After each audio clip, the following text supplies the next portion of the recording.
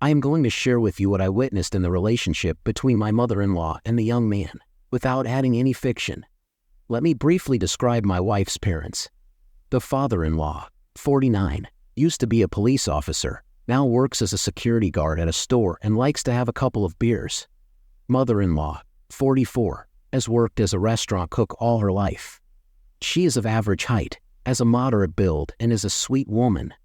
They have a daughter named Sarah, whom I married over 2 years ago. The incident occurred at their country home when my father-in-law invited his acquaintance, Uncle Jason, and his son Jerry to help with some home renovations. While we worked, my mother-in-law cooked dinner outside. In the evening, after a long day of work, we sat around the table to eat. Everyone but me indulged in whiskey and ended up getting drunk.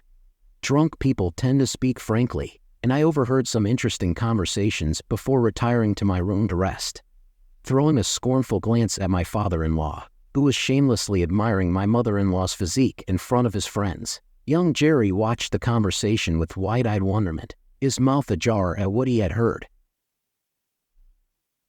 What happened next was a mystery to me, as I only heard my mother-in-law, Uncle Jason, and Jerry helping the passed-out father-in-law to the next room. It appeared that Uncle Jason was also quite drunk as he was struggling to support his father-in-law. To my surprise, my mother-in-law and Jerry decided to go outside together. I was intrigued by their actions and quietly took my binoculars and snuck up to the attic. As I peered through the lens, I saw my mother-in-law spreading a blanket in a secluded spot between the greenhouse, the veranda wall, and the fence, with Jerry next to her. It was obvious they were up to something my mother-in-law wouldn't like. Once the blanket was spread out, the most unexpected thing began. After a long kiss, the most interesting thing began. I was shocked at what I saw.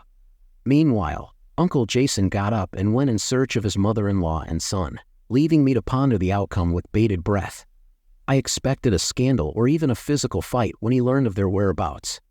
However, my assumptions proved to be wrong. Uncle Jason quickly discovered the lovers' whereabouts, at the most touching moment when the mother-in-law was in an interesting position on the ground. Instead of intervening, he quietly nestled himself against the veranda wall and was completely stunned by what he saw. Once again, Uncle Jason's actions took me by surprise. He stayed there for a moment, then silently retreated to his bedroom. Following his example, I left my hiding place and retreated to my room, pondering the events I had just witnessed.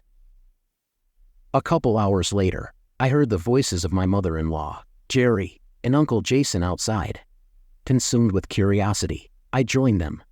Eventually, Uncle Jason and Jerry said goodbye to us and left, and my mother-in-law retired to her husband's room as if nothing had happened. I don't know if Jerry's involvement was a one-time thing or the result of intoxication. Nevertheless, the next morning when everyone woke up, my mother-in-law acted as if nothing had happened during the night.